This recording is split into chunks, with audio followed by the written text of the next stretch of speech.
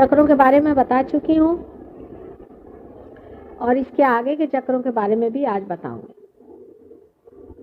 जैसे कि पहले चक्र का नाम मैंने आपसे बताया मूलाधार चक्र है, जो नीचे स्थित यहाँ पर 4 पंखुड़ियाँ वाला होता है।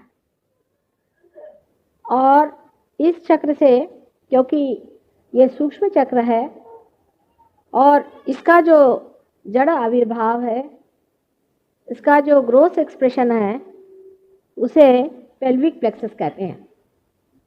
और इसमें श्री गणेश के बहुत ही पवित्र चरण रहते हैं। और उससे ऊपर जो त्रिकोणाकार यहाँ बना हुआ है, इसमें कुंडलिनी का स्थान है। और ये बड़ा भारी इंपॉर्टेंट पॉइंट मैंने आपसे बताया था कि श्री गणेश नीचे होते हैं और कुंडलिनी ऊपर होती है। ये बहुत समझने की बात है। इसी चीज़ को लेकर के लोगों ने बड़ा उपद्व्याप किया हुआ है कि कहना कि गणेश जी मूलाधार चक्र में होते हैं जिसे सेक्स का संबंध है, या तो बिल्कुल ही सेक्स से दूर हटा करके और कहना कि सेक्स से दूर हटके और सारे ही कार्य करते रहना ये परमात्मा है। इस तरह की 2 विक्षिप्त चीज़ें चल पड़ती हैं। सेक्स का आपके इवोल्यूशन से कोई भी संबंध नहीं, कोई भी संबंध नहीं। लेकिन सेक्स से भागने की भी सहयोग में कोई ज़रूरत नहीं। एक जीवन यापन की वो भी एक चीज़ है, पर इतनी महत्वपूर्ण नहीं जिसे लोग समझते हैं। और एक साक्षी स्वरूप घर गृहस्थी में स्त्री पुरुष के प्रेम का एक साधन है। सिर्फ पति पत्नी के बीच में यह संबंध होना चाहिए और किसी के भी प्रति पवित्रता ही धारण करनी चाहिए। उससे आगे स्वाधिष्ठान चक्र के बारे में मैंने बताया कि स्वाधिष्ठान चक्र चारों ओर घूमता है, जो कि नाभि चक्र से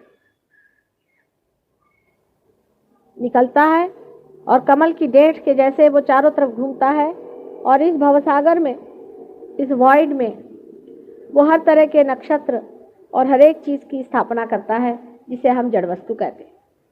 पृथ्वी तत्व तक उसकी कार्य होता रहता है। जब मनुष्य कोई सा भी इस तरह का क्रिएशन का कार्य करता है, तब वो इसी चक्र को इस्तेमाल करता है। इसमें ब्रह्मदेव और सरस्वती जी की शक्ति कार्य करती है। उस दिन मैंने ये नहीं बताया कि ब्रह्मदेव जी ने एक ही बार इस संसार में जन्म लिया, एक ही बार। उसकी कोई वजह थी। और आपको कहने पर आश्चर्य लगेगा कि हज़रत अली जो थे, जो मोहम्मद साहब के दामाद थे, वही एक अवतरण संसार में ब्रह्मदेव का हुआ था, एक ही बार। ये भी बड़ी कमाल की चीज़ है कि लोग मानेंगे ही नहीं इस बात को, लेकिन आप लोग और वाइब्रेशन में देखें तो आप समझ लेंगे कि मैं आपसे झूठ नहीं बता रही।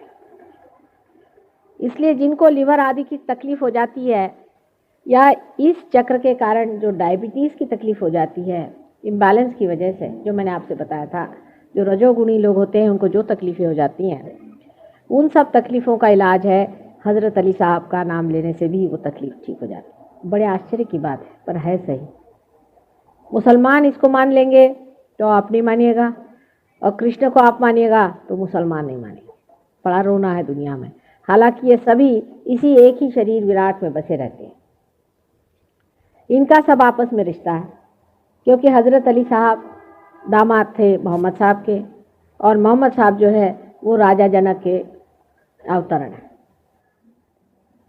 उनके जो 2 बेटे थे, हसन और हुसैन, जिनको करबला में मार डाला था, वो लोग दूसरे तीसरे कोई नहीं हैं, लेकिन सीता जी के लड़के लव और कुश, जो आगे चल करके अवतरण लेते हैं। जैसा मैंने आपसे पहले बताया था कि महावीर और बुद्ध की रूप।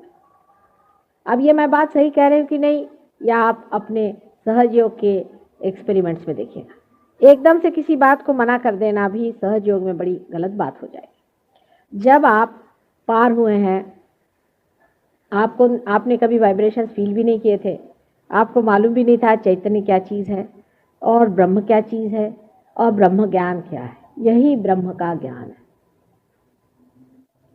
आज तक ये ज्ञान संपूर्ण इसलिए नहीं बताया गया कि हर एक अवतरण अलग अलग जगह एक एक एस्पेक्ट को लेकर के पैदा हुआ था। आज वो समय आ गया है कि इसका संपूर्ण समग्र इंटीग्रेटेड पूरा ज्ञान आप लोगों के सामने उद्घाटित किया जाए। ये सत्य है या नहीं, ये आप सिर्फ रियलाइजेशन के बाद ही जान सकते हैं, उससे पहले नहीं। पर इस देश में अभी भी हज़ारों ऐसे लोग हैं कि वो कहते हैं कि हम विश्वास ही नहीं कर सकते कि रियलाइजेशन भी हो सकता है। वो सोचते हैं कि भगवान ने छोड़ दिया, अब दुनिया ऐसी तबाह हो जाएगी। इस तरह से परमात्मा के ऊपर बड़ा भारी आरोपण हो जाता है।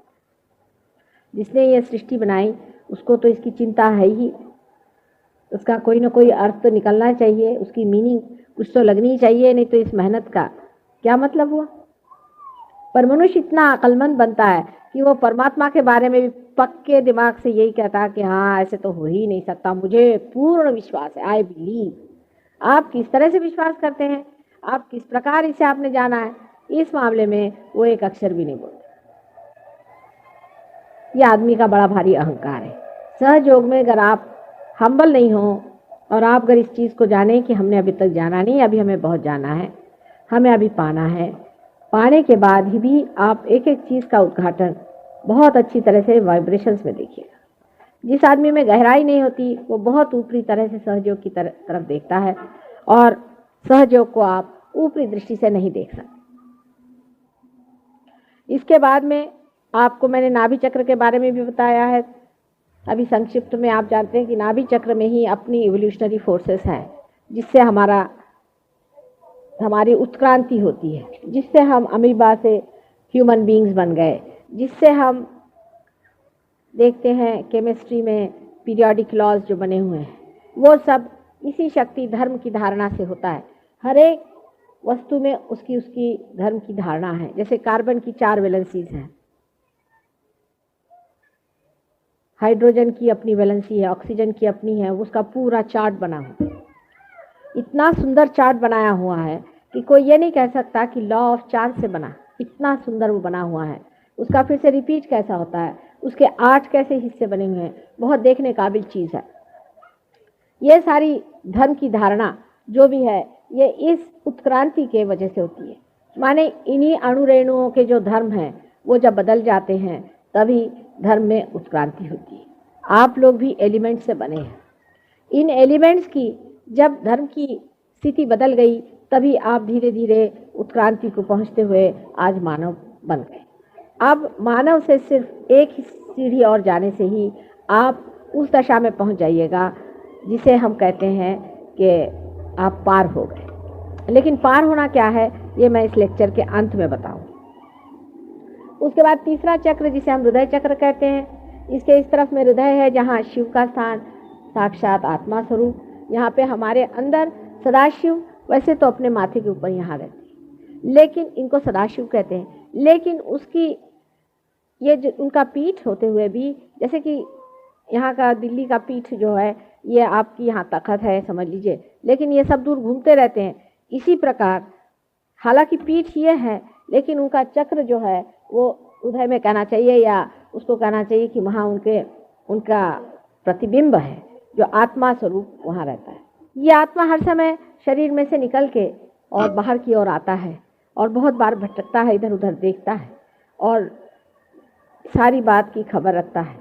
यही आत्मा जो है इसे कृष्ण ने क्षेत्रज्ञ कहा है। यही जो है जो क्षेत्र को जानने वाला क्षेत्रज्ञ आत्मा स्वरूप अपने हृदय में बसे। सभी सहजियों से विनती है हमारे इस चैनल को सब्सक्राइब करके सहज को फैलाने में हमारी मदद करें। जय श्री माता जी।